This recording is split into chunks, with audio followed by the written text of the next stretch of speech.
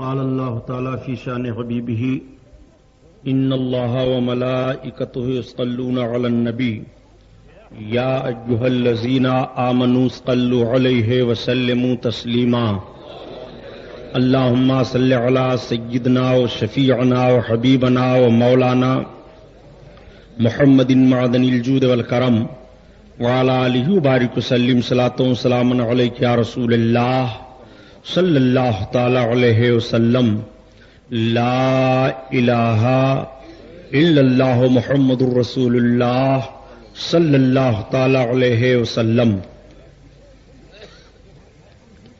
الحمد للہ رب العالمین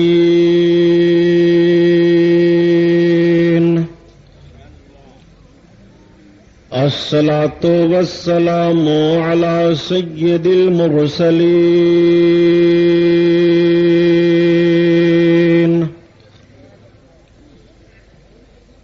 وعلی آلہ الطاہرین واصحابہ المطہرین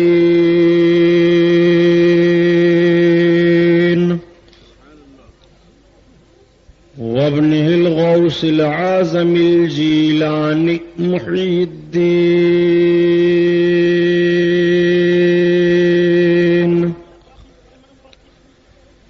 واہل بیتہ اجمعین اما بعد فاعوذ باللہ من الشیطان الرجیم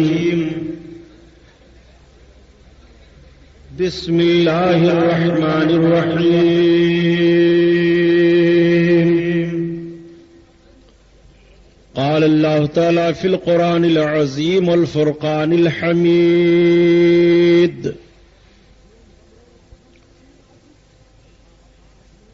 ومن أعرض عن ذكري فإن له معيشة ضنكا ونحشره يوم القيامة أعمى. صدق الله البصير القدير وصدق رسوله الرشيد النذير والحمد لله رب العالمين.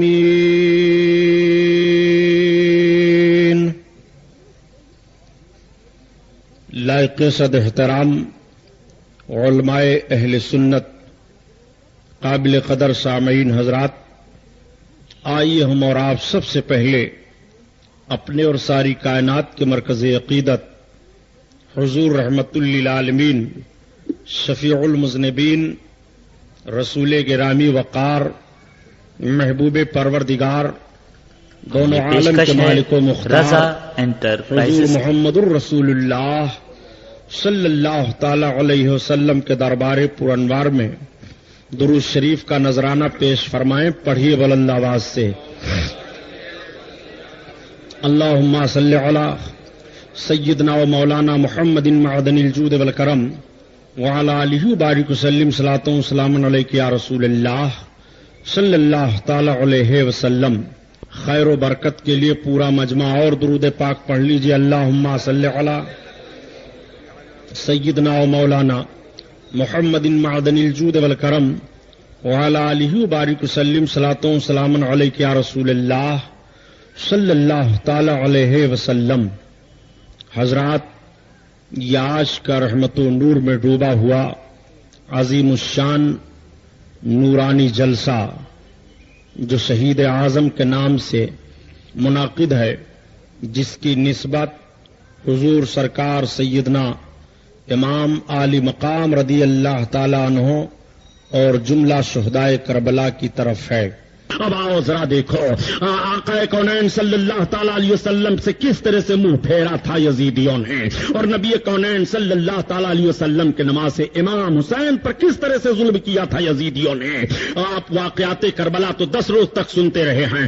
میں نوجوانوں کے ذہن و فکر کو بدلنا چاہتا ہوں. پیارے، واقعات کربلا سے آپ ذرا درس عبرت تو لو، اور واقعات کربلا کو سننے کے بعد اپنے ایمان کو تازہ تو کر لو کہ تمہارا معاملہ کیا ہوتا ہے. اور امام حسین رضی اللہ تعالیٰ عنہ نے کربلا کی سرزمین پر کیا ذہن و فکر دیا ہے. امام علی مقام رضی اللہ تعالیٰ عنہ آپ کو کیا سمجھانا چاہتے ہیں. امام علی مقام کی مقدس زندگی کا جائزہ لو اور امام علی مقام کی صبح کو دیکھو, شام کو دیکھو, کربلا کی بھی زندگی ان کی دیکھ لو, اور مکۃ المکرمہ کی بھی زندگی ان کی دیکھ لو, اور مدینہ طیبہ کی بھی زندگی ان کی دیکھ لو. آؤ ایک بات میں بتاتا چلو پیارے, باپ کا بھی مشن دیکھتے چلو اور بیٹے کا بھی مشن دیکھتے چلو. آج جب کچھ لوگ کہہ دیا کرتے ہیں کہ امام علی مقام تو اقتدار کے لیے لڑے, میں عرض کرتا ہوں جملہ بدلو ورنہ ایمان و عقیدے کا جنازہ نکل جائے گا. تمہیں معلوم نہیں ہے کہ حضرت علی رضی اللہ تعالیٰ عنہ موجود ہیں اور حضرت امیر معاویہ رضی اللہ تعالیٰ عنہ ہیں. جب حضرت امیر معاویہ اور حضرت علی میں اختلاف ہوا, کس بنیاد پر حضرت علی اور حضرت امیر معاویہ میں اختلاف ہوا؟ آج میں بد مذہبیت کی تاریخ تمہارے سامنے رکھ رہا ہوں. اگر ایک بھی جملہ تاریخ کا غلط ہو تو جو چور کی سزا وہ غلام محی الدین سبحانی کی, ورنہ نجد کی بدماش اولادوں سے میں پوچھنا چاہتا ہوں کہ تم نے تاریخ کا جائزہ کیوں نہیں لیا ہے, اور تم نے دیکھا کیوں نہیں ہے اختلاف کی جڑ کہاں سے ہے, اور کس بنیاد پر امام حسین کی شہادت ہوئی ہے, کس بنیاد پر حضرت امیر معاویہ اور حضرت علی میں جنگ ہوئی ہے. 90,000 مسلمان جان بین کے شہید کس بنیاد پر ہوئے تھے؟ آؤ ذرا دیکھو, اس تاریخ کا جائزہ لو اور نقطہ سمجھو. حضرت امیر معاویہ رضی اللہ تعالیٰ عنہ کا مطالبہ یہ تھا کہ حضرت عثمان غنی رضی اللہ تعالیٰ عنہ کے خون کا بدلہ علی لے, اور جن لوگوں نے حضرت عثمان غنی کو شہید کیا ہے ان سے قصاص لیا جائے, ان کو مناسب سزا دی جائے. حضرت امیر معاویہ کا یہی مطالبہ تھا, حضرت طلحہ کا یہی مطالبہ تھا, حضرت زبیر کا یہی مطالبہ تھا, بڑے بڑے صحابہ کا یہی مطالبہ تھا. اور حضرت علی رضی اللہ تعالیٰ عنہ صبح کی بنیاد پر قاتلوں کو ان کے حوالے نہیں کر رہے تھے اور صبح کی بنیاد پر سزا نہیں دی جا رہی تھی. حضرت علی بھی اپنے اجتہاد میں صحیح پر ہیں اور حضرت امیر معاویہ بھی اپنے اجتہاد پر صحیح پر ہیں.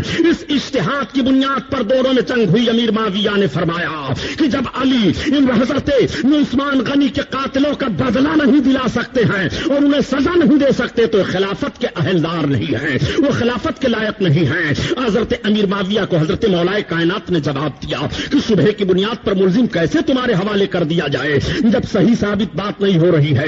حضرت علی رضی اللہ تعالیٰ عنہ اس طرح سے سزا دینے سے رکے ہوئے تھے کہ آپس میں جنگ ہوئی اور 90,000 مسلمان جنگ میں شہید ہو گئے. جب 90,000 مسلمان شہید ہوئے, حضرت علی کی فوج غالب ہونے والی ہے. امیر معاویہ نے نیزے پر قرآن کو بلند کرایا. جب قرآن نیزہ پر بلند ہوا تو تلواریں رک جاتی ہیں مسلمانوں کی جان بین سے. اب حضرت علی آئے سامنے, حضرت امیر معاویہ آئے اور مصالحت کی باتیں صحابہ میں ہونے لگی کہ صلح ہو جائے. 90,000 مسلمان دونوں جانب سے شہید ہوئے ہیں, اب صلح ہونے جا رہی ہے.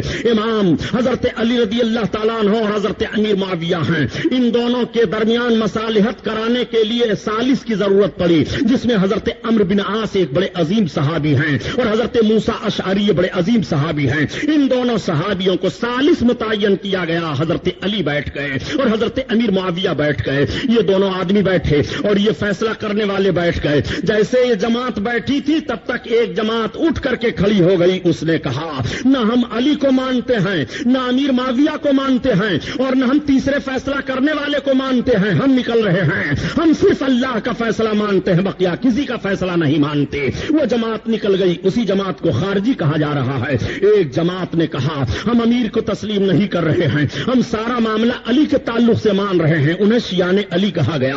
ایک جماعت بیٹھی رہی اور اس جماعت کا نظریہ یہ رہا کہ جب یہ دونوں صحابی آپس میں مصالحت کر رہے ہیں تو ہم دونوں کی صلح کو تسلیم کر رہے ہیں. وہی جماعت اہل سنت جماعت ہے, وہی نجات پانے والی جماعت ہے. یہیں سے فرقہ بندی ہوئی ہے اور شیعان علی ایک طرف گئے اور خارجی ایک طرف گئے تو حضرت علی نے خارجیوں کا قلعہ کما کیا. خارجی بدعقیدگی پھیلا رہے تھے, اب علی کی تلوار چل رہی ہے اور خارجی تہے تیز کر رہے ہیں. تو حضرت علی کے دور میں جب عقیدے کی بغاوت ہوئی ہے تو علی نے تلوار چلا کر خارجیوں کو ختم کیا ہے. اور حسین کے دور میں جب بدعملی کی جنگ ہوئی ہے تو بدعملی کے خلاف حضرت امام حسین کو سامنے کھڑا ہونا پڑا. امام حسین کی جنگ بدعملی کے خلاف ہے, امام کی جنگ شرابیوں کے خلاف ہے, امام کی جنگ جھوٹ بولنے والوں کے خلاف ہے, امام کی جنگ جواریوں اور شرابیوں کے خلاف ہے, امام کی جنگ فاسقوں اور فاجروں کے خلاف ہے. امام علی مقام کی جنگ میدان کربلا میں یہی ہے. امام علی مقام نے یہ ذہن و فکر دیا تھا اور اس دنیا سے امام علی مقام گئے. لیکن سن لو پیارے, آج حضرت امام کی شہادت تو بیان کی جاتی ہے۔ امام علی مقام کو ایسے شہید کیا گیا، کربلا میں اس طرح سے ان پر ظلم کیا گیا۔ ایک جملہ اور بھی کچھ لوگ کہہ دیا کرتے ہیں کہ کیوں پھکڑ بازیوں میں پھنستے رہتے ہو، یہ ساری باتیں بدعت ہیں، اور کیوں بدعتیوں کے پیچھے پڑے رہتے ہو۔ امام علی مقام کا معاملہ تھا وہ ہو گیا، کربلا میں جب وہ اپنے بچے کو نہیں بچا سکے، اپنے جوان بیٹے کی حفاظت نہیں کر سکے، اپنے بھتیجوں کی حفاظت نہیں کرتے، تو کیوں ایسے حسین کے نام کا نعرہ لگا رہے ہو؟ میں عرض کرتا ہوں ذرا سنجیدگی سے غور کرو، حسین کربلا کی سرزمین پر اپنی جان اور اپنے بچوں کی جان بچانے کے لیے نہیں گئے تھے، بلکہ مذہب اسلام کی حفاظت کے لیے گئے تھے اور مذہب اسلام بچانے کے لیے گئے تھے۔ تو جس چیز کو بچانے کے لیے گئے تھے حسین نے اس کو بچا دیا، اور جس کو بچانے کے لیے نہیں گئے تھے حسین کو اس کو بچانے کی ضرورت ہی نہیں پڑی، اس لیے کہ حسین کا ایمان و عقیدہ ہے کہ تو جان جانی ہی ہے، اور جان جانے کا ایک سبب بھی متعین ہے، اور جب موت آئے گی تو ایک سیکنڈ کے لیے بھی تاخیر نہیں ہو سکتی ہے، یہ رب قرآن میں بیان فرما رہا ہے۔ اس لیے امام حسین نے جان بچانے کی کوشش نہیں کی ہے، اور مذہب اسلام کا قانون حسین نے کربلا کی سرزمین پر بچا لیا۔ امام حسین یہ ذہن فکر دے رہے ہیں، اے لوگوں آؤ ذرا اپنے ذہن کو بدلو اور دیکھتے ہوئے چلو کہ اگر کبھی بھی اسلام کا چہرہ ظلم مسخ کرنا چاہے اور کبھی بھی ظلم اپنے منہ کو پھیلا کر کے اسلام کے حسن کو لوٹنا چاہے، نگلنا چاہے، تو اے مسلمانوں تمہیں میرا کردار یاد کرنا پڑے گا، تمہیں میری قربانی یاد کرنی پڑے گی، تمہیں میرے ذہن و فکر کے مطابق چلنا پڑے گا۔ یہی ذہن امام علی مقام نے دیا تھا۔ یزیدیوں نے سمجھا تھا کہ ہم امام کو تو شہید کر کے اطمینان و سکون کی سانس لے لیے ہیں، مگر ان ظالموں کو اطمینان و سکون کا سانس کہاں ملے گا؟ امام تو کربلا میں شہید ہو گئے، مگر ذرا امام کو دیکھو کہ امام زندہ کیسے ہیں اور یزید مردہ کیسے ہے۔ امام حسین جب ظاہری حیات کے ساتھ تھے، جب بھی اسلام کو امام حسین نے پست نہیں ہونے دیا، اور جب حسین دنیا سے گئے تب بھی نہیں پست ہونے دیا۔ حسین نے جب دنیا سے حسین گئے تب کیسے نہیں پست ہونے دیا؟ ذرا تاریخ کا جائزہ لو، یہی امام حسین ہیں۔ اور جب امام حسین کے سر اقدس کو نیزہ پر بلند کر کے لے جایا جا رہا تھا دمشق کی جانب، اور ایک راہب کے گرجا گھر کے کنارے ان لوگوں نے اپنی منزل اختیار کی تھی، پڑاؤ ڈال دیا تھا، رات گزارنا چاہتے ہیں۔ گرجا گھر کے اندر سے راہب نکلا اور نکلنے کے بعد اس نے کہا یہ بتاؤ یہ کٹے پٹے سر کیسے لوگوں کے ہیں؟ تو کسی نے کہہ دیا یہ حسین ابن علی اور ان کے ساتھیوں کے کٹے ہوئے سر ہیں۔ اس نے کہا تعجب کا مقام ہے، جس نبی کا تم کلمہ پڑھ رہے ہو اس نبی کے نواسے کے ساتھ تم نے یہ حرکت کی ہے۔ اس نے کہا کہ سنو امیر المومنین یزید کی اگر بغاوت کرو گے تو تمہارا بھی سر کچل دیا جائے گا، یہ سب یزید کے باغی ہیں۔ اس نے کہا بغاوت کا جملہ نہ کہو، یہ سننے کے لیے میں تیار نہیں ہوں۔ حسین کبھی بھی کسی کی اس طرح کی بغاوت نہیں کر سکتے ہیں، حسین کا مقصد صحیح ہے۔ حسین نے اگر اختلاف کیا ہوگا تو کوئی وجہ ہے۔ اچھا ایک کام کرو، آج رات تم سب یہی رہنا چاہتے ہو؟ ہاں ہماری ساری فوج یہی رہے گی، یہ سارے کٹے ہوئے سر یہی رہیں گے۔ ایک کام کرو کہ تم اس سر کو ہمیں دے دو، کیا قیمت لوگے؟ کہا 10,000 درہم یا دینار ہم لیں گے۔ کہا ٹھیک ہے ہم 10,000 دینے کے لیے تیار ہیں، سر لاؤ ہمیں دے دو۔ امام علی مقام کا سر لیا اور لینے کے بعد اپنے گرجا گھر کے اندر لے گیا، غسل دیا، امام علی مقام کا چہرہ دھویا، خوشبو لگایا، امام علی مقام کے سر انور کو رکھا تو اس کی نگاہوں کے سامنے سے حجاب ہٹ گیا، وہ دیکھ رہا ہے کہ انوار و رحمت کی برسات ہو رہی ہے۔ اس راہب کی نگاہ میں کیا نظر آیا امام کی خدمت کرنے پر اب تو وہ بتا نہیں سکتا ہے، عجیب معاملہ اس کا ہو گیا۔ اس نے کہا اے حسین ابن علی تم سچے ہو، تمہارے نانا برحق ہیں، ہم کلمہ پڑھ رہے ہیں لا الہ الا اللہ محمد الرسول اللہ، وہاں تیسرا کوئی نہیں ہے، صرف سر امام ہے اور کلمہ پڑھنے والا راہب ہے۔ یہی تو یزید کی موت ہے، یہی حسین کی جیت ہے۔ اسی لیے کہا قتل حسین اصل میں مرگ یزید ہے، اسلام زندہ ہوتا ہے ہر کربلا کے بعد۔ کہاں کہاں امام حسین کو تم دیکھو گے؟ اے امام حسین کو مردہ سمجھنے والا اور یہ کہنے والے کہ امام حسین کچھ نہیں کر سکے، دیکھو امام حسین کیا کر رہے ہیں۔ امام حسین نے راہب کو کلمہ پڑھایا اور کلمہ پڑھانے کے بعد اسلام میں داخل کر لیا۔ یہ کلمہ ہی پڑھانا ہوا کہ امام علی مقام کی عظمت دیکھ کر کے وہ کلمہ پڑھ رہا ہے، یہ کلمہ ہی پڑھانا ہوا کہ امام علی مقام کی رفعت کو دیکھ کر کے وہ کلمہ پڑھ رہا ہے۔ اب جب سویرا ہوا اور 10,000 کی رقم اس نے ان لوگوں کو پیش کی اور سر کو پیش کرتے ہوئے کہا سنو اب تم مجھے راہب صاحب نہ کہنا، اب مجھے عبداللہ کہنا، اب تم مجھے عیسائی نہ کہنا، اب تم مجھے مسلمان کہنا، میں مسلمان ہو چکا ہوں۔ ان کی آنکھیں پھٹی کی پھٹی رہ جاتی ہیں۔ یہی قافلہ حضرت سر امام کو لے کر کے آگے بڑھتا ہے، اور جب یزید کے وہاں یہ سر گیا تھا، یزید نے کیسی حرکتیں کی تھی وہ بھی آپ سن چکے ہیں، واقعہ سنانا مقصد نہیں ہے، صرف ذہن و فکر میں بات اتارنا چاہتا ہوں کہ یزیدیوں نے سوچا تھا کہ امام کے سر کو قلم کرنے کے بعد ہم نے اپنے مقصد کو حاصل کر لیا ہے، امام کے سر کو قلم کرنے کے بعد ہم نے ترقی حاصل کر لی ہے، اب ہمارے لیے کوئی رکاوٹ نہیں ہوگی، اب ہمارے لیے کوئی دشواری نہیں ہوگی، اب ہمارے لیے کوئی پریشانی نہیں ہوگی، اب ہمارے مقصد میں کوئی بھی حارج نہیں ہو سکتا ہے۔ لیکن ذرا دیکھو، امام حسین نے بتا دیا تھا کہ تمہارا مقصد حاصل نہیں ہوگا، میرا سر ضرور کٹ گیا ہے، مگر میں نے تیرے ہاتھ میں اپنا ہاتھ نہیں دیا ہے۔ یہ قوم مسلم پزمردہ نہیں ہے، یہ قوم مسلم بے حس نہیں ہے، یہ قوم مسلم ایسی بات نہیں ہے کہ نہیں جانتی ہے، سارے لوگ سمجھ رہے ہیں اور تمہاری حرکتوں پر سب کی نگاہ ہے۔ چنانچہ امام علی مقام رضی اللہ تعالیٰ عنہ کے ساتھیوں کو یزید نے جب اپنے دربار سے مدینۃ المنورہ کی طرف بھیجا تھا اور سارے لوگ مدینۃ المنورہ کی طرف آئے تھے، حضرت امام علی مقام کا سر اقدس تو مدینہ طیبہ میں اپنی ماں کے پہلو میں دفن کر دیا گیا۔ حضرت امام علی مقام کا لٹا پٹا قافلہ مدینہ طیبہ میں آیا اور رو رو کر کے نانا جان کے قبر انور پر سارے داستان کو عرض کرنا شروع کر دیا۔ میں پوچھنا چاہتا ہوں، ذرا تاریخی بات ہمیں بتاؤ، اور یہ بتاؤ کہ آج بہت جھگڑا کیا جا رہا ہے کہ کسی قبر پر نہیں جانا چاہیے، قبر کے سامنے کچھ نہیں کہنا چاہیے، یہ عقیدہ نہیں رکھنا چاہیے کہ قبر والا سنتا ہے کہ نہیں سنتا ہے۔ میں ایسے دجال ذہن و فکر رکھنے والوں سے سوال کرنا چاہتا ہوں، جب امام زین العابدین کربلا کی سرزمین سے واپس مدینہ طیبہ آئے تھے تو اپنے نانا جان کے قبر انور پر حاضر ہو کر کے سلام عرض کیا تھا کہ نہیں؟ وہ اپنے نانا کو زندہ سمجھ رہے تھے کہ مردہ سمجھ رہے تھے؟ وہ اپنے نانا کو مددگار سمجھ رہے تھے کہ مددگار نہیں سمجھ رہے تھے؟ حضرت امام زین العابدین کا عقیدہ بول رہا ہے کہ ہمارے نانا ہماری ساری باتوں کو سن رہے ہیں اور ہمارے نانا ہماری ساری باتوں کا جواب عطا فرما رہے ہیں۔ کیوں نہیں امام زین العابدین کی بات کو، حضرت امام کے سلام کو اور حضرت امام کی فریاد کو سرکار سنیں گے؟ سرکار نے بہت بعد میں بھی لوگوں کی فریاد سنی ہے اور آقا آج بھی فریاد ہماری سن رہے ہیں۔ نبی کونین صلی اللہ علیہ وسلم کے فریاد کی بات آ گئی تو میں بتاؤں، حضرت سید احمد کبیر رفاعی رحمت اللہ تعالی علیہ آقا کونین صلی اللہ علیہ وسلم کی بارگاہ میں ہجری 555 میں حاضر ہوئے مدینہ طیبہ تو عرض کرتے ہیں، یا رسول اللہ، ابھی تک تو میں دور دور سے آپ کی بارگاہ میں سلام کیا کرتا تھا، یا رسول اللہ اب آپ کے قریب آیا ہوں، روضہ اطہر پر آیا ہوں، یا رسول اللہ اپنے دست مبارک کو باہر کیجئے تاکہ میں آپ کے ہاتھ کا بوسہ لوں۔ تو فوراً آپ کا دست انور قبر شریف سے باہر نکل آیا۔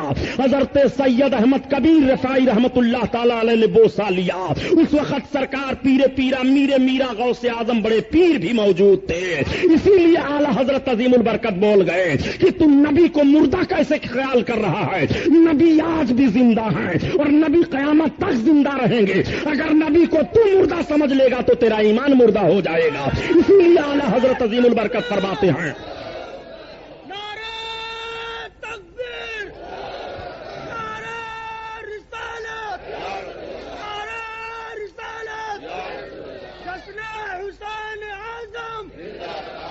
اسی لیے اعلیٰ حضرت عظیم البرکت ذہن و فکر دے رہے ہیں کہ تو زندہ ہے واللہ، تو زندہ ہے واللہ، اور میرے چشمے عالم سے چھپ جانے والے، چھپ جانے والے اللہ کے حبیب صلی اللہ تعالی علیہ وسلم کو مردہ خیال نہ کرنا۔ آج مردہ ہی لکھنے پر اور مردہ ہی خیال کرنے پر تو مسلمانوں میں انتشار پیدا کیا جا رہا ہے، مار پیٹ کی نوبت آ رہی ہے۔ اس طرح کا کلمہ پڑھ رہے ہو کہ نبی کو تم مردہ خیال کر رہے ہو، اس طرح کا کلمہ پڑھ رہے ہو کہ نبی اپنے نمازے کو بچا نہیں سکے، اس طرح کا کلمہ پڑھ رہے ہو کہ نبی اپنے نمازے کے لیے کچھ نہیں کر سکے، میں کہتا ہوں یہ تمہارا کلمہ بیکار ہے پڑھنا۔ اس طرح سے ایمان ایمان کا کوئی تعلق نہیں ہوگا. قرآن اٹھا کر کے دیکھ لو کہ نبی کونین صلی اللہ علیہ وسلم کے تعلق سے ذرہ برابر بھی اپنے ذہن و فکر میں کسی نے کوئی بات سوچ لی ہے اور شک و شبہ پیدا ہوا تو اس کے ایمان کا جنازہ نکل گیا ہے. نبی کونین صلی اللہ علیہ وسلم کی بارگاہ میں حضرت امام زین العابدین نے اپنی ساری فریاد پیش کر دی اور سارا معاملہ عرض کر دیا ہے. اب لوگوں نے سمجھا تھا اور یزیدیوں کا یہ ذہن و فکر جمع تھا کہ اب نہیں فتنہ ہوگا, اب نہیں قتل و غارت گری کا معاملہ ہوگا. پھر یزید نے مطالبہ کیا مدینہ والوں سے کہ ہمارے ہاتھ پر بیعت کر لو. مدینہ والوں نے کہہ دیا جب حسین ابن علی نے بیعت نہیں کی تو ہم بیعت نہیں کریں گے, جب حسین ابن علی نے ہاتھ نہیں دیا تو ہم ہاتھ نہیں دیں گے. ایک تنہا حسین ابن علی نے انکار کیا تھا ہاتھ دینے کے لیے, مگر آج پورا مدینہ انکار کر رہا ہے, آج سارے لوگ انکار کر رہے ہیں. حضرت عبداللہ ابن زبیر کے ہاتھ پر مدینہ طیبہ کے لوگوں نے اپنا ہاتھ دے دیا, مکہ المکرمہ والوں نے اپنا ہاتھ حضرت عبداللہ ابن زبیر کے ہاتھ پر دے دیا, مگر انکار کر دیا یزید کے ہاتھ پر ہمارا ہاتھ نہیں رہے گا. ہم یزید کو خلیفہ برحق نہیں مان رہے ہیں. یزید ظالم نے مسلم ابن عقبہ کی سرکردگی میں 22,000 یا 12,000 فوج دے کر کے مدینہ طیبہ پر چڑھائی کر دیا, اور جب یزیدی لشکر مدینہ طیبہ پر چڑھ آیا ہے تو مدینہ میں صحابیوں کو شہید کیا, مدینہ میں بڑے بڑے تابعیوں کو شہید کیا. مدینہ طیبہ کی پاک دامن عورتوں کو اپنے فوجیوں پر 3 دن تک حلال رکھا ان ظالموں نے, اور اس طرح سے ان کی عصمتوں کو لوٹا ہے کہ واقعات کربلا کے بعد اور حادثات مدینہ کے بعد 10,000 بچے مدینہ طیبہ میں ناجائز پیدا ہوئے تھے معاذ اللہ رب العالمین. اس طرح مدینہ طیبہ کے تقدس کو برباد کیا تھا یزیدیوں نے. جن یزیدیوں نے یہ حرکت کی ہے, کیا ان کے تعلق سے آج بھی تم کلمہ خیر کہنے کے لیے تیار ہو؟ کیا آج بھی ان کے تعلق سے تمہاری زبان کھل رہی ہے؟ کیا آج بھی اس کے مدح و ستائش میں تم اپنی زبان کھول رہے ہو؟ یزید اور یزیدیوں کی حرکتوں پر نگاہ ڈالیے. مدینہ طیبہ میں 3 دن تک اذان نہیں ہوئی تھی. مسجد نبوی میں حضرت سعید بن مسیب رضی اللہ تعالیٰ عنہ ایک تابعی ہیں, فرماتے ہیں کہ میں دیوانہ بن کر کے مسجد نبوی میں تھا, مجھ کو یزیدی فوج نے پکڑا, لیکن میں ایسے تر و طور سے بڑبڑانے لگا, بولنے لگا کہ لوگوں نے سمجھا یہ پاگل ہے, اسے چھوڑ دو. مجھے چھوڑ دیا گیا. وہ کہتے ہیں جب اذان کا وقت ہوتا تھا تو قبر انور سے اذان کی آواز آتی تھی. اللہ اللہ, ذرا اذان کا احترام ملاحظہ فرمائیے. حضرت سعید بن مسیب کہتے ہیں اسی اقتدا میں اپنی نماز پڑھ لیتا تھا, قبر انور سے اذان کی آواز آ رہی ہے. اللہ اکبر. آقا کریم صلی اللہ علیہ وسلم مردہ ہوتے تو قبر انور سے اذان کی آواز کیسے آتی؟ آج ظالموں نے اپنی کتاب میں لکھ دیا ہے کہ نبی سلام مردہ ہے معاذ اللہ, لیکن جب کوئی ان کو سلام کرتا ہے تو ان کی روح پر واپس کر دی جاتی ہے. اتنے بڑے حرام خور ہیں یہ تو بتاؤ کہ جب کوئی سلام کرتا ہے کب نبی کا روزہ سلام سے خالی رہتا ہے؟ اگر انسان سلام بھیجنے کے لیے نہیں ہے تو 70,000 فرشتے صبح کو حاضر ہوتے ہیں اور 70,000 فرشتے شام کو حاضر ہوتے ہیں. نبی کا روزہ تو 1 سیکنڈ کے لیے بھی سلام پیش کرنے والوں سے خالی نہیں رہتا ہے. تو نبی کی روح کب واپس کی جا رہی ہے تجھے پتا نہیں ہے؟ ارے نبی کے لیے موت آنی تھی, فقط ایک آن کے لیے موت آئی تھی, پھر ہمیشہ کے لیے نبی کی موت مر گئی ہے. اسی لیے کہا کہ ایک لمحہ کے لیے آئی تھی انہیں بھی موت اور پھر ہمیشہ کے لیے ان کی موت مر گئی. پھر ہمیشہ کے لیے ان کی موت مر گئی, ان کی موت مر گئی. نبی کونین صلی اللہ تعالی علیہ وسلم کے روضہ اقدس کے کنارے ان ظالموں نے مسجد نبوی میں اپنے گھوڑوں کو, اونٹوں کو باندھا تھا اور لید اور پیشاب جانوروں نے کیا, جس کی چھینٹیں منبر پر پڑی تھی. مدینہ طیبہ کو تباہ و برباد کرنے والا کیا مسلمانوں میں اور آنے کا حق رکھتا ہے؟ مدینہ طیبہ والوں کو ڈرانے والا کیا مسلمانوں کی جماعت میں رہنے کا اسے حق ہے؟ نہیں پیارے, فاسق و فاجر ہے, ظالم ہے, جس نے مدینہ طیبہ کی حرمت کو برباد کیا. آقا کریم صلی اللہ علیہ وسلم ارشاد فرماتے ہیں کہ جس نے مدینہ طیبہ کی حرمت کو کھلواڑ بنایا وہ جیسے نمک پگھلتا ہے ایسے ایمان کے طور پر پگھلتا چلا جائے گا. مدینہ طیبہ والوں کو جس نے ڈرایا اس کا ٹھکانہ جہنم ہے. مدینہ طیبہ کہ جس نے بے حرمتی کی اس کا تعلق اسلام سے نہیں ہے.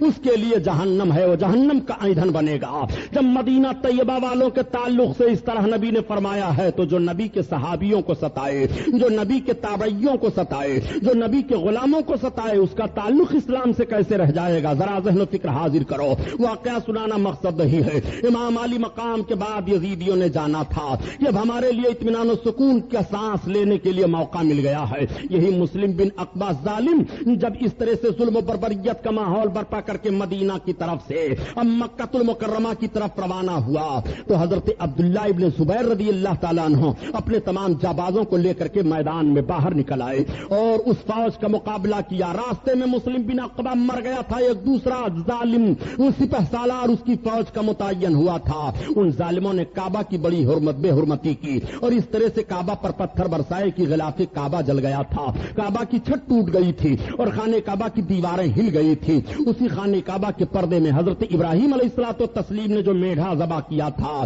اس کی دم رکھی ہوئی تھی، اس کی سینگ رکھی ہوئی تھی تبرک کے طور پر، وہ بھی اسی میں جل گیا۔ یہ ظالم لوگ پہاڑ قبیس کے اوپر سے منجنیق میں پتھر رکھ رکھ کر کے خانہ کعبہ پر مار رہے تھے۔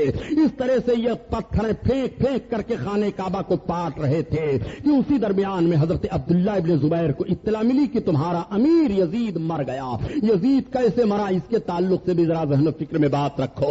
یزید کی موت بڑی بھیانک موت ہوئی ہے۔ یہ کثرت سے شراب پیا کرتا تھا۔ ایک روایت تو یہ ہے کہ اس کا پھیپھڑا خراب ہو گیا تھا جس کی بنیاد پر یہ بیماری میں مبتلا ہو کر کے مرا، اور دوسری روایت یہ ہے کہ یزید سیر و شکار کا بڑا خوگر تھا، وہ شکار کھیلنے کے لیے جایا کرتا تھا۔ ایک روز وہ شکار کھیلنے کے لیے چلا گیا، اس کی نگاہ ایک عیسائی لڑکی پر پڑ گئی، لیکن اس دن وہ کچھ نہ کہہ سکا اس لیے کہ اس کے ساتھ کئی لوگ تھے۔ وہ دوسرے دن آیا اور شکار کھیلنے کے لیے گیا تو راستہ بدل دیا اور اپنے ساتھیوں سے کہہ دیا تم سب یہیں رہو، مجھے آگے بڑھنے دو۔ جب وہ آگے بڑھ کر کے گیا تو ایک ہرن کو دیکھا، ہرن کا شکار کرنے کے لیے آگے دوڑا اور دوڑتا ہوا وہیں جا کر کے پہنچا جہاں وہ عیسائی لڑکی رہتی تھی۔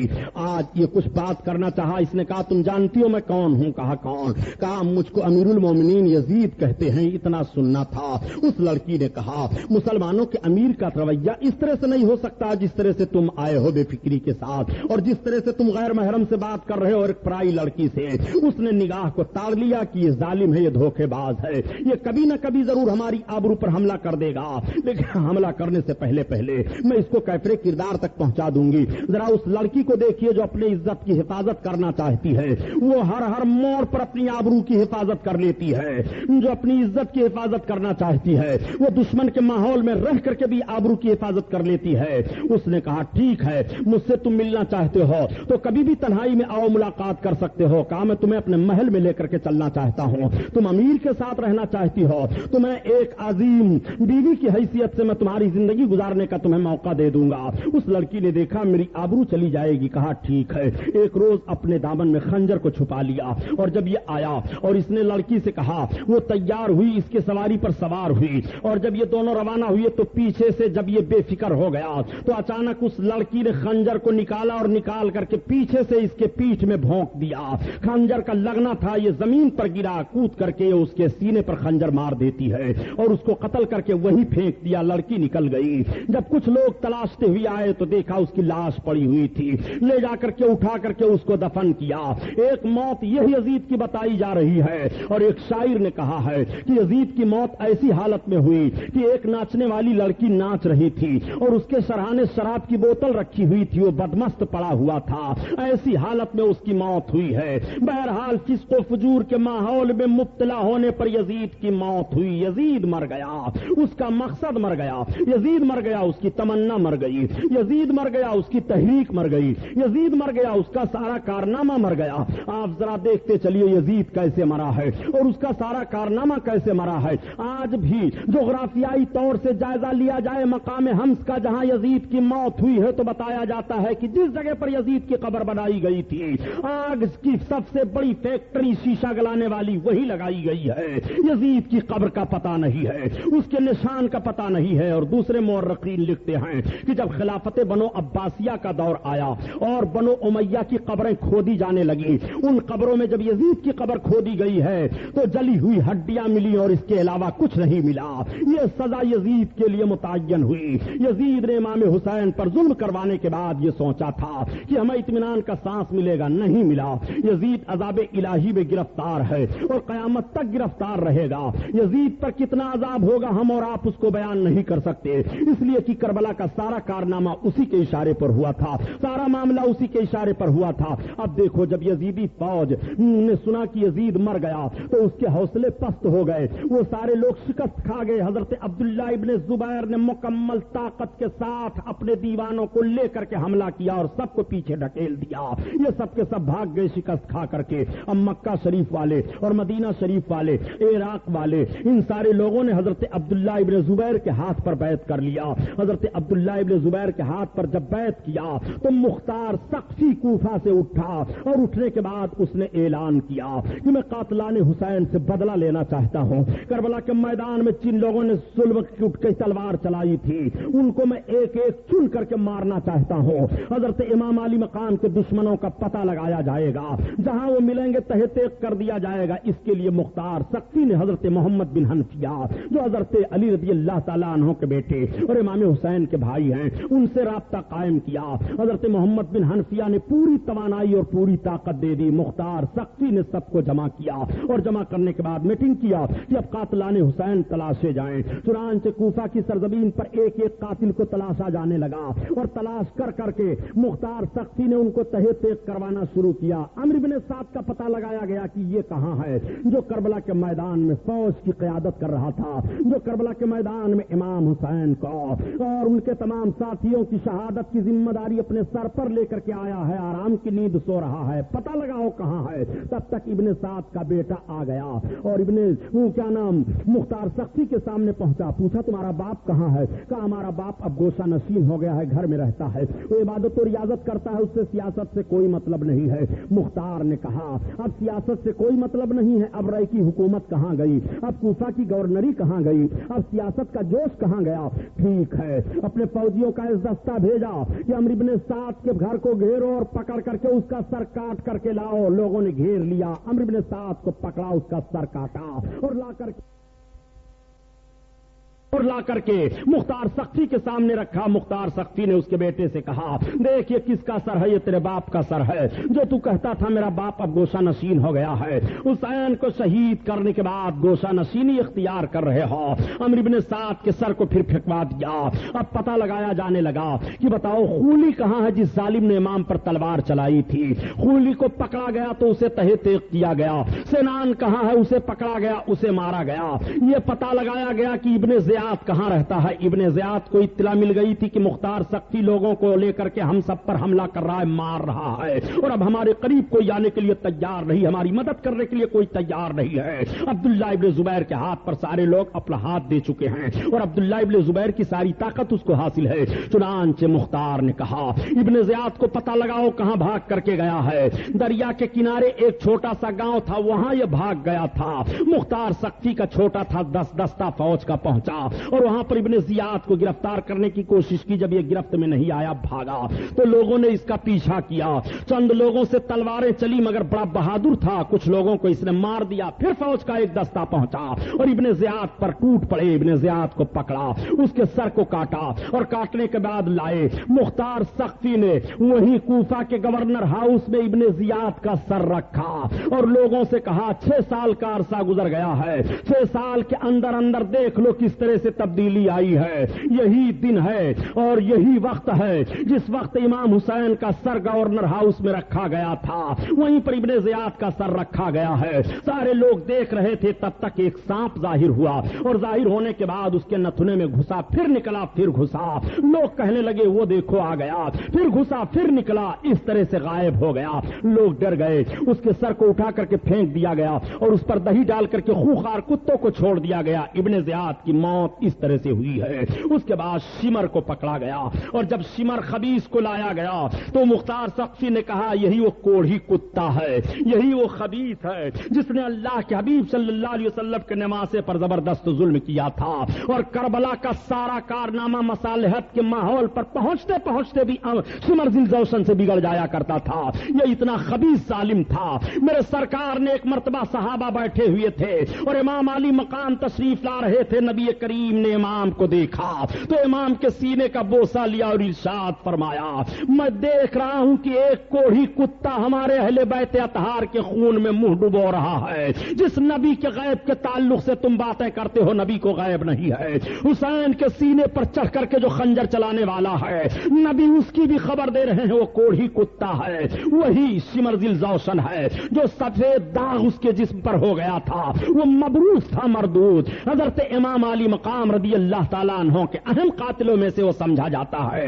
شمر کو جب پکڑا گیا وہ اپنا کپڑا پہنے ہوئے تھا مگر کپڑے کے اندر سے بھی اس کے جسم کی سفیدی دکھائی دے رہی تھی، ایسا کوڑھی ہو گیا تھا وہ۔ شمر کو پکڑ کر کے لایا گیا۔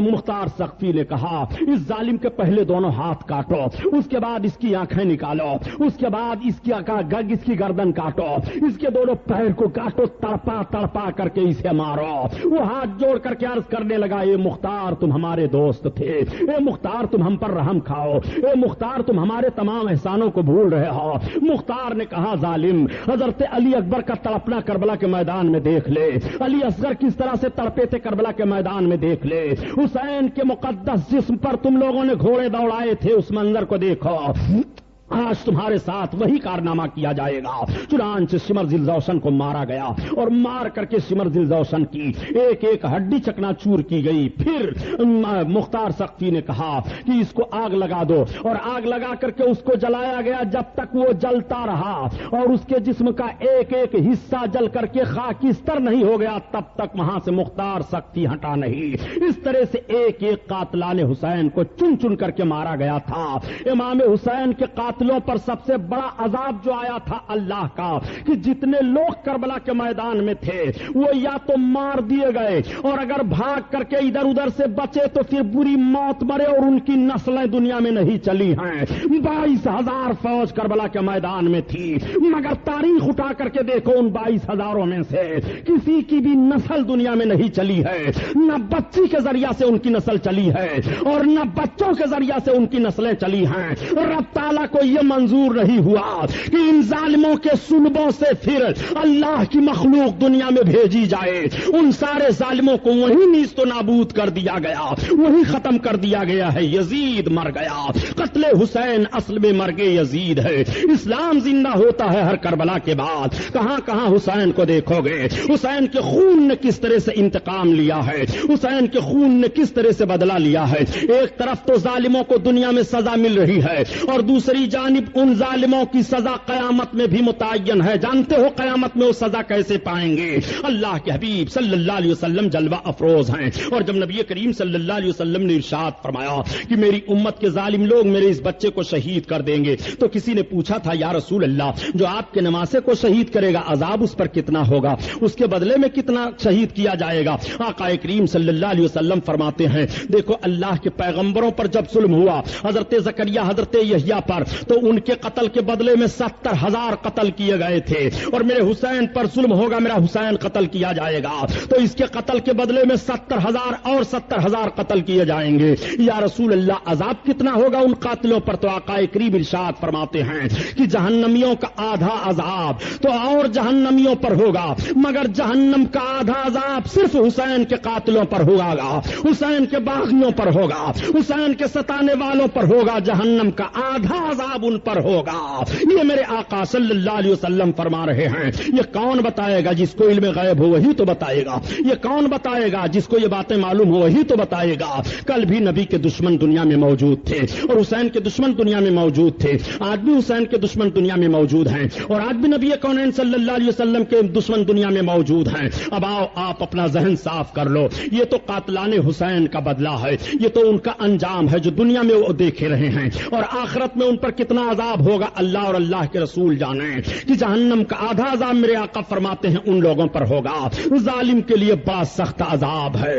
ظالم پر اتنا سخت عذاب ہوگا, اتنا سخت عذاب ہوگا کہ جہنمی پناہ مانگنے لگیں گے. اے مسلمانوں, میرے نبی کریم صلی اللہ علیہ وسلم نے سچ ارشاد فرمایا کہ ظالم کی بھی مدد کرو اور مظلوم کی بھی مدد کرو. تو صحابہ نے عرض کیا یا رسول اللہ, ہم ظالم کی مدد کیسے کریں, مظلوم کی مدد کریں تو بات سمجھ میں آ رہی ہے کہ جس پر ظلم ہو رہا ہو اس کی ہم مدد کریں, مگر یا رسول اللہ ہم ظالم کی کیسے مدد کریں؟ تو آقا کریم فرماتے ہیں ظالم کو ظلم کرنے سے روکو, یہ ظالم کی مدد ہے, اور مظلوم پر ظلم نہ ہونے دو, یہ مظلوم کی مدد ہے. اب ذرا امام حسین کو اس دونوں رخ پر آپ ملاحظہ فرماؤ. سرکار امام علی مقام مظلوموں پر ظلم ہونے کے خلاف بھی جنگ کر رہے ہیں اور ظالم کو ظلم کرنے سے بھی روک رہے ہیں. یہ ظلم ہے کہ شراب پیو مسلمان ہو کر کے, یہ ظلم ہے کہ جھوٹ بولو مسلمان ہو کر کے, یہ ظلم ہے کہ ناحق قتل کرو مسلمان ہو کر کے, یہ ظلم ہے کہ اپنی بہو بیٹیوں کی طرح دوسرے کے بہو بیٹیوں کی آبرو کو نہ سمجھو, یہ ظلم ہے کہ ماں باپ کا لحاظ نہ کرو, یہ ظلم ہے کہ بڑوں کا لحاظ نہ کرو, یہ ظلم ہے کہ عیاشیوں کے ماحول میں اپنے تقدس کو کھو دو, یہ ظلم ہے کہ تمہاری زندگی اس طرح سے گزرے کہ تمہارا قدم نیکیوں کی طرف نہ اٹھے, یہ ظلم ہے کہ شریعت نے جن چیزوں کو منع فرمایا ہے ان چیزوں کو تم کرو اور شریعت کے خلاف اپنے قدم کو بڑھاؤ, یہ ظلم ہے مسلمانوں. ظلم کو ذرا سمجھتے ہوئے چلو. نبی کونین ارشاد فرماتے ہیں کہ ظالم کی بھی مدد کرو اور مظلوم کی بھی مدد کرو. آپ کو ظالم کے خلاف بھی جنگ کرنی ہے اور آپ کو مظلوم کے خلاف بھی جنگ کرنی ہے. یہی وہ ہندوستان کی سرزمین ہے. ہندوستان کی سرزمین پر آپ نے 1000 کے قریب حکومت کی ہے. آپ کی حکومت 1000 کے قریب کیسے رہی ہے؟ جب آپ کا ذہن و فکر حسینی ذہن و فکر تھا, جب آپ کا مشن حسینی مشن تھا, جب آپ کا طور طریقہ حسینی تھا. کیا بھارت کی تاریخ بلا دو گے؟ کیا گناہ کر کے تم چاہتے ہو تمہارا جھنڈا لہرایا جائے؟ کیا عیاشیوں کے ماحول میں رہ کر کے تم چاہتے ہو کہ دوسری قوموں میں اپنی برتری منوا لو؟ نہیں منوا پاؤ گے. تمہارا روب و داب جب قائم ہوگا کہ طریقے مصطفیٰ کو چھوڑنا ہے, وجہ بربادی, اور اسی سے قوم دنیا میں ہوئی بے اقتدار اپنی.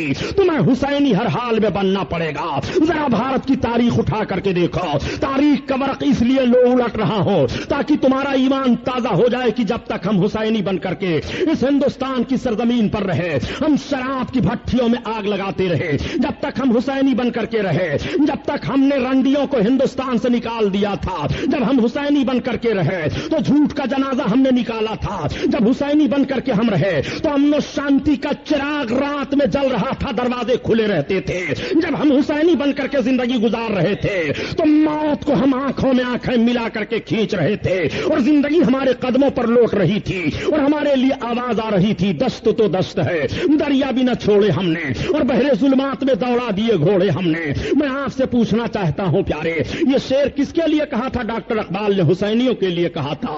آؤ ذرا تاریخ کا جائزہ سامنے لو کہ عرب کی یہی مختصر فوج جب حضرت سعد بن وقاص رضی اللہ تعالیٰ عنہ کے سرکردگی میں جا رہی ہے اور راستے میں سمندر آیا تو یہی حضرت سعد بن وقاص ہیں جن کا لڑکا کربلا کے میدان میں ظالم حسین کے اوپر تیر چلا رہا ہے. باپ کا کتنا عظیم مرتبہ ہے, عشرہ مبشرہ میں سے ہیں, اور باپ کا کتنا عظیم مرتبہ ہے کہ باپ سے جب فوجیوں نے کہا تھا کہ ہم سمندر کو کیسے پار کریں, کوئی کشتی نہیں ہے, تو حضرت سعد بن وقاص نے فرمایا میں اپنے گھوڑے کو دریا میں ڈال رہا ہوں اور میرے پیچھے سب اپنے گھوڑوں کو دریا میں ڈال دو. تو حضرت سعد بن وقاص نے اسلامی لشکر کو لے کر کے دریا میں چھوڑے ہم نے اور بحر ظلمات میں دوڑا دیے گھوڑے ہم نے, دی اذان کبھی افریقہ کے تپتے ہوئے صحراؤں میں. اب آپ سے پوچھنا چاہتا ہوں پیارے, یہ اذان آپ کی تھی, یہ نماز آپ کی تھی, یہ جوہر آپ کا تھا, یہ جوش و جذبہ آپ کے اندر تھا. نبی کونین صلی اللہ تعالی علیہ وسلم کے نمازے نے تمہیں جو زندگی گزارنے کا طور طریقہ دیا تھا, کیا وہی طور طریقہ آپ کے اندر پایا جا رہا ہے؟ کیا وہی دستور آپ کے اندر پایا جا رہا ہے؟ امام علی مقام نے تو جھوٹ کے خلاف جنگ کی ہے. آپ کی زبان کیوں جھوٹ میں رہتی ہے؟ تو میں بھارت کی تاریخ کا وہ نقشہ آپ کے سامنے پیش کرنا چاہتا تھا. یہی وہ بھارت کی سرزمین ہے. جب بھارت کی سرزمین پر رانا سانگا کے مقابلے میں ظہیر الدین بابر آئے تھے لڑنے کے لیے, ظہیر الدین بابر کی لڑائی رانا سانگا سے ہو رہی ہے, 40,000 کا دستہ ظہیر الدین بابر کے ساتھ ہے, مگر ظہیر الدین کو کامیابی نہیں مل رہی ہے. ظہیر الدین نے کہا ہماری فوج آخر میدان میں پیچھے کیوں ہٹ جایا کرتی ہے, یہ تو بتاؤ کوئی خامی تو نہیں ہے؟ کسی نے کہہ دیا آپ کے فوج کے لوگ نوجوان طبقہ جو ہے وہ سونے اور چاندی کے برتن کو استعمال کیا کرتا ہے۔ ظہیر الدین بابر نے کہا، اے میری فوج کے نوجوانوں، تم حکومت و اقتدار کے لیے نہیں آئے ہو، تم سونے اور چاندی کے برتن کو استعمال کر رہے ہو جس کو شریعت نے ناجائز قرار دیا ہے، اس کو تم استعمال کر رہے ہو۔ سونے اور چاندی زیورات میں عورتوں کے لیے رکھے گئے ہیں، سونے اور چاندی تمہارے لیے نہیں ہے، مردوں کے لیے یہ معاملہ نہیں ہے۔ تم اپنے سونے اور چاندی کے برتنوں کو توڑ دو اور غریبوں میں خیرات کر دو، اپنے گناہوں سے توبہ کر لو۔ جب یہ اعلان ہوا تو سارے نوجوان جو اس کے مرتکب تھے انہوں نے برتنوں کو توڑا اور توڑنے کے بعد خدا کی بارگاہ میں سچے دل سے توبہ کی۔ نماز ظہر ادا کی جاتی ہے اور نماز ظہر کے بعد جب ظہیر الدین بابر کی فوج حملہ آور ہوتی ہے تو ادھر فوج میں عصر کا اذان نہیں ہو رہا ہے، کرانا سانگا کی فوج پیچھے ہٹ جا رہی ہے۔ یہ نوجوان سب کامیاب دکھائی دے رہے ہیں۔ طریقے مصطفیٰ کو چھوڑنا ہے وجہ بربادی، اسی سے قوم دنیا میں ہوئی بھی اقتدار اپنی۔ آج جب ووٹ کی بات آتی ہے تو مسلمان نہ جانے کتنے ماحول میں بٹ جایا کرتے ہیں۔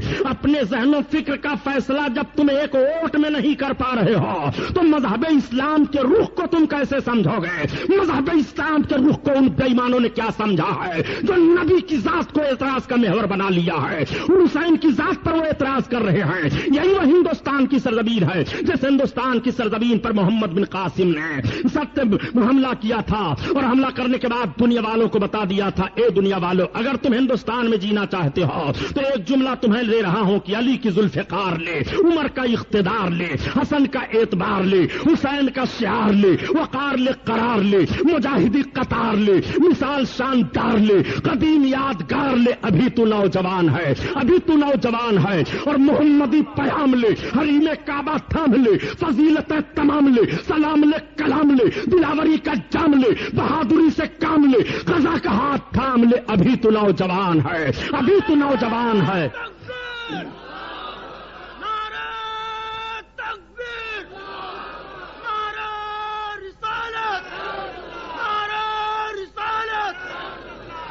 اس لیے آج کو آپ کو ذہن و فکر دینے کی کوشش کی جا رہی ہے پیارے۔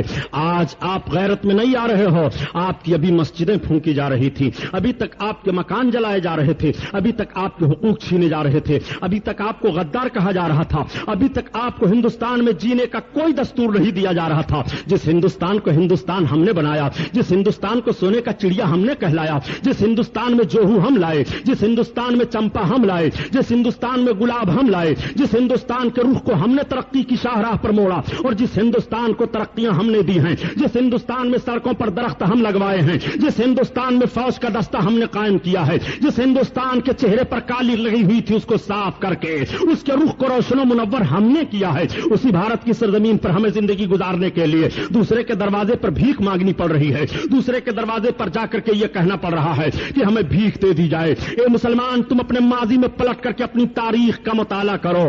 ایک مسلمان غلامی کی زنجیر میں نہیں رہ سکتا ہے۔ ایک مسلمان اپنے ذہن و فکر کی بلندی لے کر کے جب آگے بڑھتا ہے تو قوم کے وہ افراد جن کے اندر صالحیت ہوتی ہے اور جن کے اندر شرافت و تقدس کا جوہر چھپا ہوا ہوتا ہے وہ جوہر باہر آ جاتا ہے اور وہی نوجوان پھر قوم کا قائد بن جاتا ہے، وہی نوجوان پھر قوم کا رہنما بن جاتا ہے، وہی نوجوان پھر قوم کا ہادی بن جاتا ہے۔ میں آپ سے بتانا چاہتا ہوں پیارے، اسی قوم کے نوجوانوں نے جب سوچا تھا کہ ہم گناہ کے قریب نہیں جائیں گے تو ان قوم کے نوجوانوں کو کیسی ترقی ملی تھی اور اس قوم کے نوجوان کس طرح سے ترقی کی راہوں پر گامزن ہوتے ہوئے دکھائی دے رہے تھے۔ اسی قوم کے نوجوانوں نے جب سوچا تھا کہ اب ہم شراب کے قریب نہیں جائیں گے، اب ہم جوا کے قریب نہیں جائیں گے، اب ہم جھوٹ کے قریب نہیں جائیں گے، اب ہم بے حیائی کے قریب نہیں جائیں گے، تو ترقیاں نے ان کے قدم کے بوسے لیے تھے۔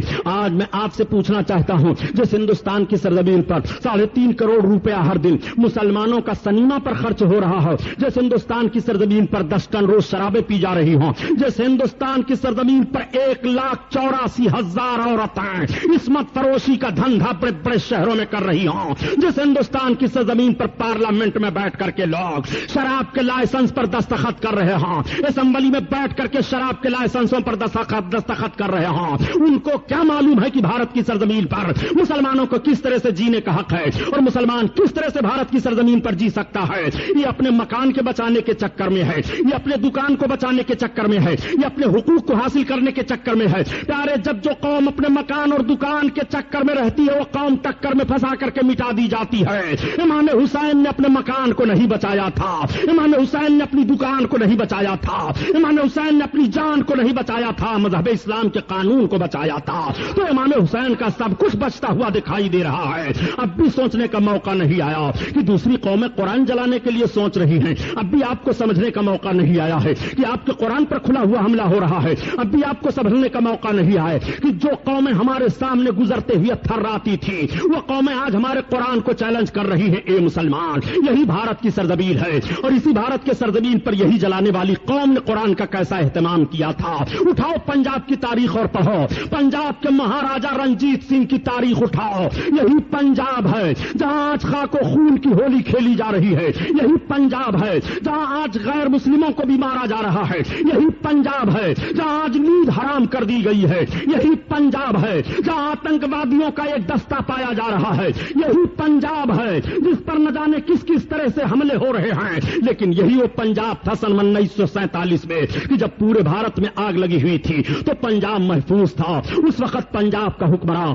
مہاراجا رنجیت سنگھ تھا اور مہاراجا رنجیت سنگھ کا حال یہ تھا کہ وہ اپنے ذہن و فکر میں سیکولر معاملہ لے کر کے چل رہا تھا، ہم سے کسی کو تکلیف نہ پہنچنے پائے، ہم سے کسی کو دکھ نہ پہنچنے پائے۔ چنانچہ اسی قرآن کا ایک معاملہ آیا تھا کہ قرآن کو ایک کاتب نے بڑے اچھے انداز سے لکھا اور بہت خوبصورت حرفوں میں لکھا، اور لکھنے کے بعد اس کاتب نے کہا 10,000 روپے ہیں اس قرآن کا ہدیہ، کون لیتا ہے؟ تو اس دور میں 10,000 روپیہ دے کر کے کون قرآن کو لینے کے لیے تیار ہوگا؟ بڑی بڑی ریاستوں میں یہ کاتب گیا لیکن کوئی لینے کے لیے تیار نہیں ہوا۔ یہ مہاراجا رنجیت سنگھ کے وہاں پہنچ گیا اور اس نے کہا میں نے قرآن کو لکھا ہے، بڑے اچھے انداز سے لکھا ہے، کیا قرآن کو خریدا جا سکتا ہے، لیا جا سکتا ہے؟ ہدیہ کرنے کے لیے تیار ہو؟ کہا کتنا ہدیہ ہے؟ کہا 10,000 ہے۔ 10,000 اس وقت دینے کے لیے بڑی بھاری بات تھی پیارے۔ مہاراجا رنجیت سنگھ نے سوچا اور سوچنے کے بعد کہا میرے وزیر خزانہ کو بلاؤ۔ مہاراجا رنجیت سنگھ نے اپنا وزیر خزانہ ایک مسلمان کو رکھا تھا۔ ہم بھی تو یہی ہندوستان کی سرزمین پر کہہ رہے ہیں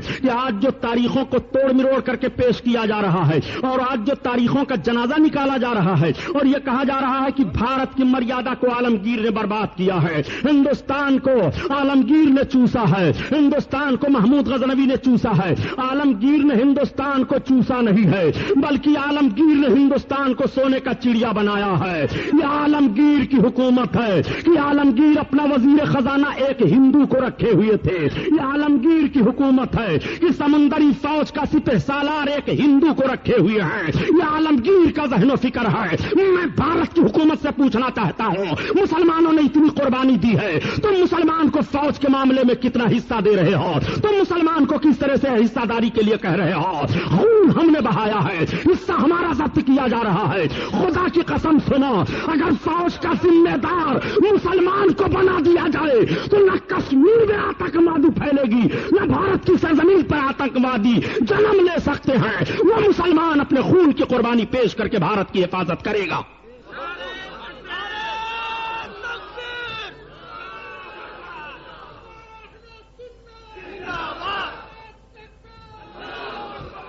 آؤ دیکھو، جس قرآن کو رات بھر کربلا کی سرزمین پر امام تلاوت کرتے رہے اس قرآن پر ہندوستان میں حملہ کرنے کی کوشش کی جا رہی ہے۔ آؤ ذرا ملاحظہ کرو، مہاراجا رنجیت سنگھ نے اپنے وزیر خزانہ کو بلایا اور بلانے کے بعد کہا سنو 10,000 روپے اس لیکھک کو دے دو اور قرآن کو لے لو۔ اس مسلمان خزانچی نے کہا مہاراجا یہ قرآن ہے، یہ مسلمانوں کی کتاب ہے، آسمانی کتاب ہے، یہ قرآن ان کے دھرم کی کتاب ہے، آپ وزیر سے آپ کیا نام خزانے سے 10,000 روپے دلا رہے ہیں۔ تو بڑا پیارا جملہ کہا تھا مہاراجا رنجیت سنگھ نے جس کو تاریخ نے نوٹ کر لیا۔ اس نے کہا یہ میں مانتا ہوں قرآن ہے، دوسرے دھرم کی کتاب ہے، مگر یہ دنیا کے سارے انسانوں کے کرم کی کتاب ہے، اس لیے اس کو ہم ضرور لیں گے۔ 10,000 ہدیہ دے کر کے مہاراجا رنجیت سنگھ نے قرآن کو لے لیا تھا اور اپنے خزانے میں شامل کیا تھا اور کہا تھا یہ مقدس کتاب جہاں ہمارا خزانہ رہتا ہے وہاں رکھ دو تاکہ برکت رہے، تاکہ اس میں بڑھوتری ہوتی رہے۔ اس وقت کے غیر مسلموں کا ذہن و فکر دیکھ دیکھو قرآن کا کتنا احترام کر رہے تھے. اب ایک سوال پیدا ہوتا ہے, ذرا برا نہ مانیے گا کہ قرآن کی بے حرمتی کرنے کا جوش و جذبہ کیسے پیدا ہوا ہے اس قوم کے اندر, یہ قوم جری کیسے ہوئی ہے. اس قوم کا حال تو یہ تھا کہ جب یہ مسجدوں کو دیکھتے تھے تو ڈر جایا کرتے تھے. اس قوم کا حال تو یہ تھا کہ جب یہ قرآن کو دیکھتے تھے تو خود اٹھ کر کے کھڑے ہو جایا کرتے تھے. لیکن آپ ذرا جائزہ لے کر کے تو دیکھیے کہ آپ کے لباس میں دکھائی دے رہے ہیں, آپ کے ٹولے محلے میں دکھائی دے رہے ہیں, یہ آپ کے ماحول میں دکھائی دے رہے ہیں. یہ قرآن رکھا ہوا ہے, یہ کرسی پر بیٹھے دکھائی دے رہے ہیں. قرآن رکھا ہوا ہے, یہ بے حرمتی کرتے دکھائی دے رہے ہیں. قرآن کو انہوں نے ہندی زبان میں کر کے ہفتہ قرآن منایا تھا, اور ہفتہ قرآن منا کر کے غیر مسلموں کے ہاتھوں میں ان ظالموں نے بانٹا تھا. یہی وہ مردود قوم ہے جس نے سب سے پہلے قرآن کی آبرو کو بیچا ہے. تم تاریخ کا حوالہ لو کہ ہفتہ قرآن جماعت اسلامی والوں نے منایا تھا کہ نہیں. جماعت اسلامی کے درندوں نے سب سے پہلے بھارت کی سرزمین پر قرآن کی آبرو لوٹی ہے, ہندی زبان میں قرآن کو چھاپ کر کے. طویل کے اندر جرات پیدا ہوئی ہے قرآن کو جلانے کی, طویل کے اندر بے ادبی کی جرات پیدا ہوئی ہے. سنو, قرآن عربی زبان میں نازل ہوا ہے, اور جس ملک میں بھی قرآن گیا عربی زبان میں گیا, اور جہاں بھی قرآن پڑھا گیا ہے عربی زبان میں پڑھا گیا ہے. یہ اور بات ہے کہ قرآن کے مطالب, یہ اور بات ہے کہ قرآن کے ترجمے, یہ اور بات ہے کہ قرآن کا مفہوم ہر زبان میں لوگوں نے شائع کیا, مگر قرآن کی آیتوں کو کبھی نہیں بدلا, قرآن کے تلفظ کو کبھی نہیں بدلا. تاریخ کا ذرا جائزہ لو. تم کہتے ہو کہ بریلویوں کے پاس علم نہیں ہے, یہ تمہاری بولی ہوتی ہے کہ یہ کیا جانتے ہیں, تو بدعتی لوگ ہیں, یہ تو بدعت کرنے والے ہیں. حرام خور بدعتی تم ہو, تم نے سب سے پہلے بدعت کو ایجاد کیا ہے. بدعتی ہم نہیں ہیں, بزرگوں کے ماننے والے ہم ہیں, حسین کے نقش قدم پر چلنے والے ہم ہیں. میں ثابت کروں بدعت تم نے کتنا کیا ہے. سن لو, بدعتی تم لوگ ہو, جتنے یزید کے حمایتی ہیں سب بدعتی ہیں. اللہ کے رسول صلی اللہ علیہ وسلم نے بہت پہلے فرمایا تھا کہ میری سنت کو سب سے پہلے جو بدلنے والا ہوگا وہ بنو امیہ کا نوجوان ہوگا. یقال له یزید, اس کو یزید کہا جائے گا. وہ میری سنت کو بدل دے گا, میرے طریقے کو بدل دے گا. آج تم نے سنت رسول کو بدلا ہے کہ نہیں, آج تم نے طریقے رسول کو بدلا ہے کہ نہیں. کیا یہی جوش و جذبہ صحابہ کا تھا جو تم دے رہے ہو, کیا یہی ماحول صحابہ کا تھا جو تم دے رہے ہو, کیا پیغمبر کے زندگی کے تعلق سے یہی بیان صحابیوں کا تھا جو تم دے رہے ہو. اور تم کہتے ہو کہ انتشار کی باتیں نہیں ہونی چاہیے, اتفاق و اتحاد کا دعویٰ کر رہے ہو, مسلمانوں کو مل کر کے رہنا چاہیے, کوئی بھی کہیں بھی ہو آپس میں انتشار کی باتیں نہیں کرنی چاہیے. یہ مولوی لوگ ہیں, یہ جب چاہتے ہیں جس کو لڑا دیا کرتے ہیں, یہ جب چاہتے ہیں انتشار کی باتیں کیا کرتے ہیں. میں کہتا ہوں جب یہی مولوی تھے تب ہندوستان میں قریب 1000 کے برس حکومت ہوئی ہے. جب یہی مولوی حضرات تھے تب دلی کا لال قلعہ تمہارے قبضہ میں تھا. جب یہی مولوی حضرات تھے تب سارے لوگ تمہارے قبضہ میں تھے. جب یہی مولوی حضرات تھے تو عدالتوں میں قاضی بیٹھا کرتے تھے. جب یہی مولوی حضرات تھے تو مسلمان بن کر کے دکھائی دے رہا تھا. جب یہی مولوی حضرات تھے تب تمہارے قدم شاہراہ پر تھے. لیکن جب سے تم کو انگریزوں نے ذہن دیا کہ علماء سے تم دور ہو جاؤ, تم خود قیادت کا باغ ڈور اپنے ہاتھ میں لو, تب سے تمہاری حالت بدل گئی ہے, تب سے بدعقیدگیاں پھیل گئی ہیں, تب سے ماحول کا جنازہ نکل گیا ہے, تب سے شرافت و تقدس کا جنازہ نکل گیا ہے, تب سے سنتوں میں تبدیلی آ گئی ہے. آج تم بدعت کا نام رٹ رہے ہو اور کہتے ہو یہ بدعت ہے, وہ بدعت ہے, فلاں بدعت ہے, ڈھکا بدعت ہے. میں پوچھنا چاہتا ہوں ان تبلیغی جماعت والوں سے کہ آج مسلمان نوجوان کتنا خرافات میں مبتلا ہیں. کیا اس خرافات کے خلاف تمہاری تبلیغی جماعت سڑک پر نہیں جا سکتی ہے کہ یہ تعزیہ کا ماحول کیا پیدا کیے ہوئے ہو, یہ ڈھول اور تاشے کا ماحول کیا پیدا کیے ہوئے ہو. اس سے ٹریفک ہوتی ہے, انتشار پیدا ہوتا ہے, دوسری قوموں سے جنگ بھی ہو جاتی ہے, جانیں بھی چلی جاتی ہیں جس کا شریعت میں کوئی تعلق نہیں. ایسے جلوس اور جشن کے منانے سے تمہارا کیا فائدہ ہے. یہ ظالم لوگ جب ربیع الاول شریف کا جشن منایا جائے گا تب تو کہیں گے بدعت ہے, جب ربیع الاول کا جشن منایا جائے گا تب تو کہیں گے بدعتی لوگ ہیں. میں آپ سے پوچھنا چاہتا ہوں کہ تم نے کتنا جشن منایا ہے, تمہاری تاریخ کس طرح سے مرتب ہوئی ہے, اور تم نے کہاں گھٹنے ٹیکے ہیں. تم بدعتوں کے موجد ہو اور تم بدعتوں کے رواج دینے والے ہو, ہم کو تم بدعتی کہہ رہے ہو. آؤ دیکھو آج تم رسول اللہ صلی اللہ علیہ وسلم کے قانون کے خلاف کس طرح سے کر رہے ہو, اور تمہاری پوری مشینری کس طرح سے خلاف کر رہی ہے. دیکھو مسجد نبوی کا جائزہ لے لو اور حجاج کرام سے پوچھو. اللہ کے رسول صلی اللہ تعالی علیہ وسلم کے دور ظاہری میں عورتیں مسجد شریف میں آتی تھی نماز پڑھنے کے لیے, حضرت ابوبکر صدیق کے دور میں آتی تھی نماز پڑھنے کے لیے. لیکن جب خلیفہ دوم حضرت عمر ابن خطاب کا دور آیا تو حضرت عمر ابن خطاب رضی اللہ تعالیٰ عنہ نے عورتوں کو مسجد نبوی شریف میں جانے سے روک دیا اور کہا عورتیں اب مسجد میں جا کر کے جماعت کے ساتھ نماز نہیں ادا کر سکتی ہیں. تو ساری عورتوں نے فریاد کی ام المومنین حضرت عائشہ صدیقہ رضی اللہ تعالیٰ عنہا کی بارگاہ میں اور عرض کیا کہ آپ ذرا ملاحظہ فرمائیے, ہم عورتوں کو اللہ کے حبیب کے دور میں جانے کی اجازت تھی مسجد میں. حضرت ابو بکر جب آپ کے باپ تھے تو ہم عورتیں جا رہی تھی, لیکن جب عمر ابن خطاب خلیفہ بن گئے تو ہم سب کو روک دیا گیا ہے, ہم سب کو منع کر دیا گیا ہے. ام المومنین حضرت عائشہ صدیقہ نے جواب دیا, اے عورتوں, جو حالت تمہاری آج ہے ظاہری طور پر, اللہ کے حبیب بھی اپنی ظاہری زندگی میں اس حالت کو ملاحظہ فرماتے تو اللہ کے حبیب بھی تمہیں روک دیتے. عمر ابن خطاب نے جو کیا ہے وہ اچھا کیا ہے. اب آپ سے میں پوچھنا چاہتا ہوں, یہ بدعت ہے کہ نہیں؟ حضرت عمر ابن خطاب رضی اللہ تعالیٰ عنہ نے تو مسجد نبوی سے میں آنے سے عورتوں کو روکا تھا اور کسی صحابی نے اختلاف نہیں کیا, اور سارے وہابی مل کر کے مسجد نبوی میں عورتوں کی حاضری ہو رہی ہے, عورتیں نماز پڑھ رہی ہیں. مدینہ طیبہ میں دیکھ لو, عورتیں شور و غوغا کر رہی ہیں. نبی کونین کے مزار پاک کی زیارت کے لیے جب عورتیں جاتی ہیں تو چلاتی ہوئی جا رہی ہیں. پوچھو حاجیوں سے صحیح ہے کہ غلط؟ یہ حرام خور لوگ اس بدعت کو کیوں نہیں مٹا رہے ہیں؟ اس ماحول کے خلاف تحریک کیوں نہیں چلا رہے ہیں؟ اس کے خلاف تمہاری زبان کیوں نہیں کھل رہی ہے؟ تم کیسے کیسے بدعت کر رہے ہو؟ صحابہ نے جن چیزوں کا رواج دیا تھا ان چیزوں کو تم توڑ رہے ہو. صحابہ نے جس کے تقدس کو پامال نہیں ہونے دیا تھا اور ہر موڑ پر صحابہ نے حفاظت کی تھی, اس کو آج تم توڑ رہے ہو. نہ تم صدمے ہمیں دیتے, نہ فریاد ہم کرتے, نہ کھلتے رازے سربستہ, نہ یوں رسوائیاں ہوتی. میں آپ سے پوچھنا چاہتا ہوں مسلمانوں, آج سب سے زیادہ دین کے ٹھیکیدار یہ ہیں کہ اسی ہندوستان کی سرزمین پر حضرت خواجہ غریب نواز رضی اللہ تعالیٰ عنہ کی تاریخ مطالعہ کر ڈالو. امام حسین کی ذات کو حضرت خواجہ غریب نواز نے زیادہ سمجھا ہے کہ ہم نے اور آپ نے سمجھا ہے. سرکار غریب نواز زیادہ اسلام کی خدمت ہندوستان میں کی ہے کہ ہم اور آپ کر رہے ہیں. خدا کی قسم, بھارت کی سرزمین پر سرکار عطائے رسول خواجہ خواجگاں حضرت خواجہ غریب نواز رضی اللہ تعالیٰ عنہ نے 50,000 سے زائد راجپوت غیر مسلموں کو کلمہ پڑھوایا تھا. یہ سرکار غریب نواز کا حال تھا. وہ سرکار غریب نواز ہیں. سرکار غریب نواز رضی اللہ تعالیٰ عنہ کی عظیم ذات کو آپ سمجھتے ہوئے چلیے اور حضرت غریب نواز کا مشن دیکھتے ہوئے چلیے. کیا سرکار غریب نواز کی زندگی ایسی گزری ہے جیسی تم گزار رہے ہو؟ یا سرکار غریب نواز ایسے مشن پر تھے جو اہل سنت و جماعت کا مشن ہے؟ اہل سنت و جماعت میں کچھ بدعمل لوگ اپنے ذاتی کردار و ماحول کی بنیاد پر ہو جائیں, وہ بات ہم حجت نہیں قرار دے رہے ہیں, مگر ہمارے اہل سنت و جماعت کا جو عقیدہ ہے اور اہل سنت و جماعت کے جو ضوابط و اصول ہیں, اہل سنت و جماعت کا ماحول جو ہے, اس ماحول پر ذرا غور کرتے ہوئے آپ چلیے کہ ہندوستان میں جتنے بزرگوں کی درگاہیں پائی جا رہی ہیں, ان سب کا تعلق اہل سنت و جماعت سے ہے. سرکار غریب نواز اہل سنت و جماعت ہیں. حضرت نظام الدین محبوب الہی اہل سنت و جماعت ہیں. حضرت نصیر الدین چراغ دہلی اہل سنت و جماعت ہیں. حضرت شیخ عبدالحق محدث دہلوی اہل سنت و جماعت ہیں. حضرت مجدد علی ثانی اہل سنت و جماعت ہیں. دلی کے تمام اولیاء کرام اہل سنت و جماعت ہیں.